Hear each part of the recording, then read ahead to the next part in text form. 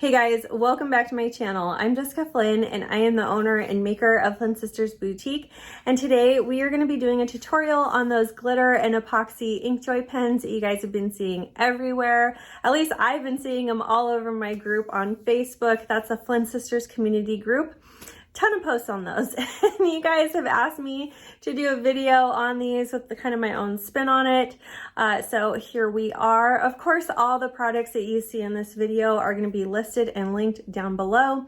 You might even find some discount codes down there for you as well. And I am also going to link Christy's custom creations video down below in the description box because hers was the first video that I had seen on these pens and her video was super helpful. She's got a great channel with a lot of great videos. I highly recommend you go and check her out, send her some love because she did a great video on these pens. So that's enough chit chat for me. Let's go ahead and get started.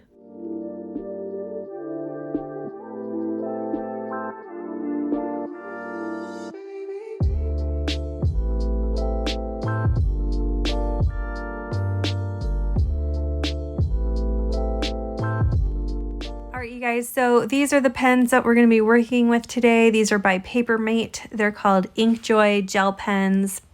And we're going to start by removing this clip thing on the outside. You can use needle nose pliers or you could just spin it around with your hand. It's really easy to remove. That sharp nubbin that's left over can easily be shaved off with a craft knife or you can sand it down with a high grit sandpaper.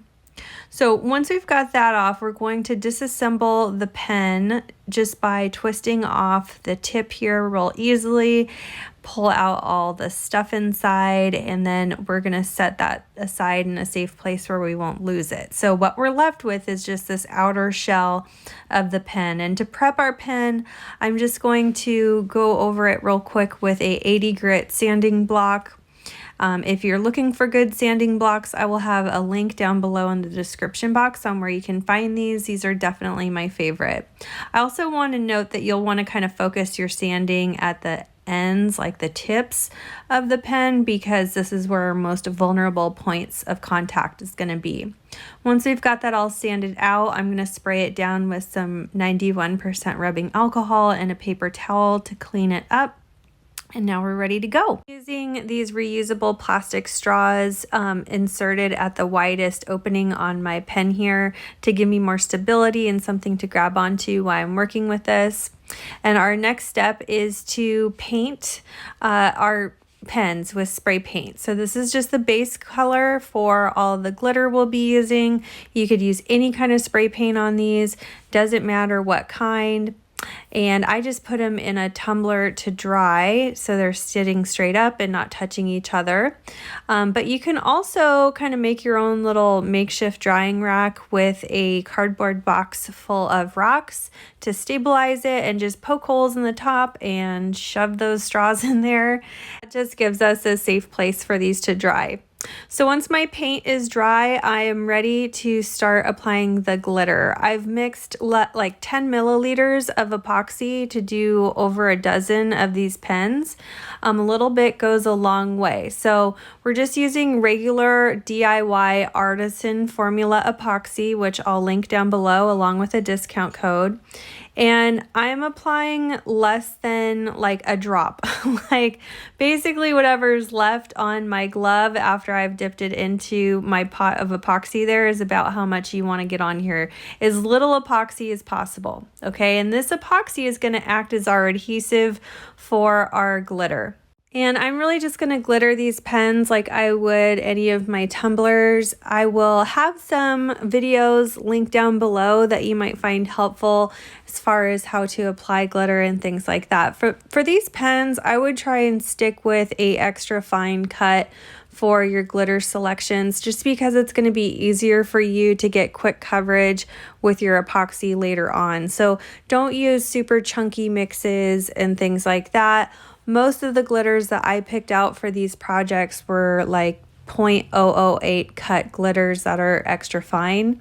And that made things a lot easier for me in the long run and cut down on any kind of excess bulk that we would get, because we don't want to make these pens like too thick or something by having to do a lot of epoxy layers and stuff to smooth them out. All right, and once I've got good coverage on my glitter and everything's looking sparkly and beautiful, I'm gonna set these on my little cardboard box rack that I made to dry. And I'm gonna let them dry on the rack for 2 to 3 hours, and then we're ready for epoxy. I'm going to show you guys how I connect these pens to my turner. I'm using just a blank turner arm. This is like a 3/4 inch PVC pipe. Mine is a little different because it's the one that came with my cup turner from the Bowen. And we're just going to shove that into this pool noodle here and trim off the excess. So this is like a 3.5 inch pool noodle. It's kind of a thicker one. And you just like shove it onto your PVC pipe there and you're good to go. You don't need to glue it or anything like that. And then I'm just going to tape my pens that are connected to the straws that I showed you earlier. I'm just going to tape those on to the pool noodle with some painter's tape and we're good to go. If your straws are a little bit too long, you can just trim them down with a pair of scissors. And then I put one large piece of painter's tape around the whole thing just to kind of stabilize it all.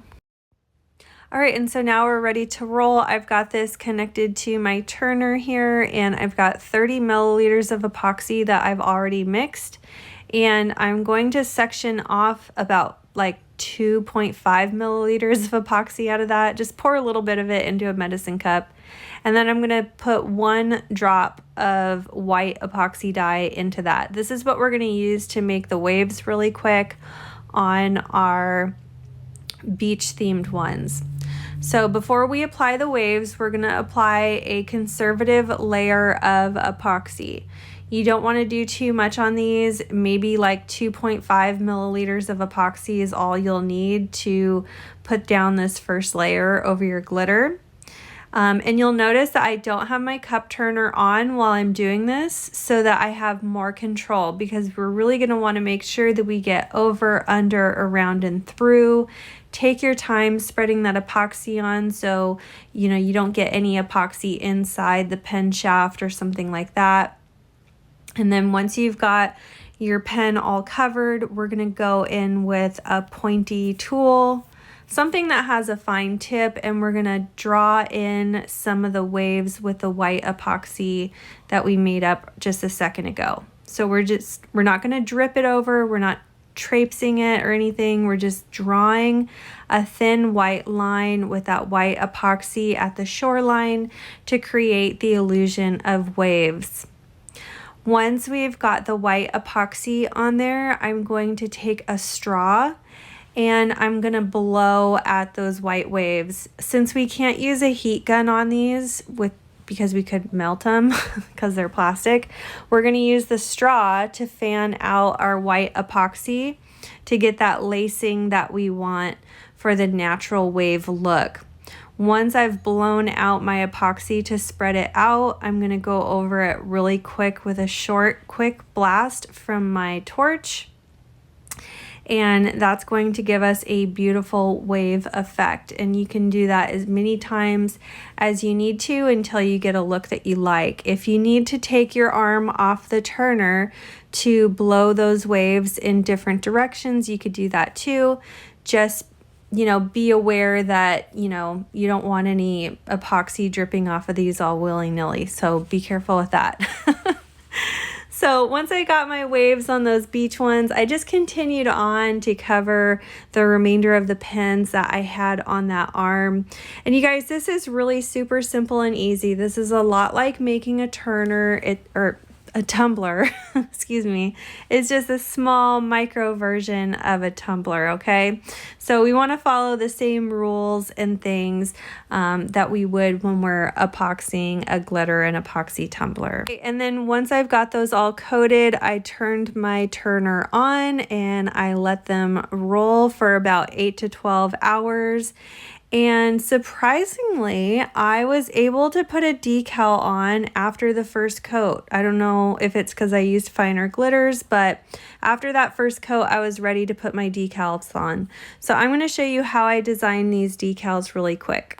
Right, so I've already got all my name decals uploaded to Cricut Design Space. I designed them using the Over app on my phone and then loaded them into Design Space. I showed you guys this in a tutorial last week, which I will link down below in the description box of this video if you want to check that out. So what we're going to do is I'm going to show you guys really quickly how I did the spots for these. I'm using a leopard spot image that I think I found on Google a long time ago, and it's kind of a smaller, more simpler one. It's not like the normal fuzzy leopard spot file that I normally use. I wanted something kind of smoother and a little easier to work with. So what I did was I just selected the print that I wanted to work with, and then I sized it to where each spot would be super small. So I want to say that the total pattern was somewhere around maybe like 3 by 2 inches. And that was more than enough pattern to cover 2 pens. So here's the image as it is, just naturally uploaded at its regular size, and I shrunk it down to about 3 by 2 inches. You'll know that the size of your spots is appropriate when you put it next to your name decal. For the name decals, I sized them to be about a 1/2 inch to 3/4 inch tall. You don't want them any taller than that because you won't be able to read them after they wrap around the pen. So I sized my name, like I said, probably about a 1/2 inch tall for all of these. Doesn't really matter how wide they are because they're going to be legible that way. And also, when you guys are picking your fonts for the names on these, you don't want to do anything too detailed or too thin or too scripty because it's going to be really hard to weed those tiny little names. Okay, and then once I've got all that stuff up on my canvas, I'm ready to cut it out like usual. I did separate everything out on my mat since I was cutting a lot of different colors of vinyl with all these different names. I had a whole bunch of these to make. So anyway, we're just gonna cut these like we normally would, and then I'll show you next how to get them on the pen. So we've got all of our decals weeded and ready to go. That took a very considerable amount of time. I did not want to include that in this video, but we got all these little tiny decals weeded. And when I applied these on my pens, I just applied them while they were still connected to the turner arm. I didn't have to do any sanding first. I just picked the smoothest part of the pen and applied it on there using my transfer tape. If you don't have any smooth areas on your pens, before you put the decal on, I would definitely recommend going into a second coat first. I'm not sure why I got so lucky that I was able to put the decals on after my first coat, but I certainly was happy about that. So I just put my decals on right like this without having to take those pens off of there because I didn't want to have to go through the trouble of reattaching them. And when it came to these little leopard spot designed ones, I just put my name decal on first, and then I hand applied each spot individually using my craft knife to pull it off of the transfer paper, and I just kind of stuck it on there however I wanted, and I think they looked so cute. Oh my gosh, you guys, I was obsessed with the leopard print ones, and this beautiful pink holographic vinyl is from thevinylpeople.com. I will have a link down below in the description box as well as a discount code for them. Right, and after we've got all of our decals on there, I just reattached any that I had to take off. Like some of the more involved ones with the spots I did take off of the turner arm or whatever. But you're just gonna reattach them back on when you're done and move in to your final coats of epoxy. And I took my arm off of the turner to apply this final coat just because it was a little easier to maneuver this time.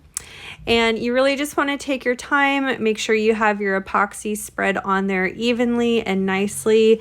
Make sure you're not globbing too much on, but you also want to make sure that you can't feel your decal under your finger when you're applying that epoxy over. That's how you know that you have enough, okay?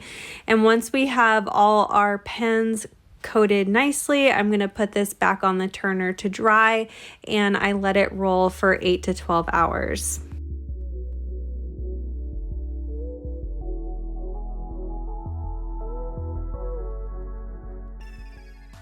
All right, and after that 8 to 12 hours, our pens were done. So I actually got these done in just 2 coats. I think I only had 2 out of the 13 that I made that needed a 3rd coat.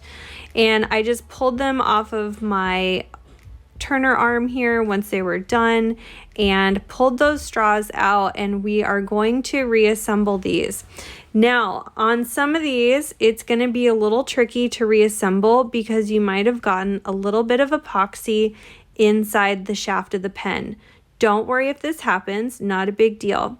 You just want to grab your craft knife and kind of wedge it in between that epoxy that creeped inside and the inner shaft of the pen there. And hopefully you're able to pull out all that excess epoxy in kind of one fell swoop. See how I did here? So satisfying. So you're just going to clean that out with your craft knife if necessary. Then I kind of scraped off any kind of pokey bits around this top edge here. And then if you wanted to sand this smooth just on the tip, you could. I used a really thick cardboard roll to help me sand because that's going to knock down any sharp edges while still maintaining a good amount of shine. So that's how I finished off the top and the bottom of the pen shaft there. And then any kind of additional cleaning I did with a Q-tip and some acetone, but just on the inside. Okay, and then lastly, we'll just gather up all of our pieces to reassemble our pen. Super easy to reassemble it, and that is it. We are done. So I would do a little test run to make sure the pen clicks properly, and you're good to go. So that's it for this tutorial. I hope you guys enjoyed this video. Thank you so much for watching, and we'll see you again soon.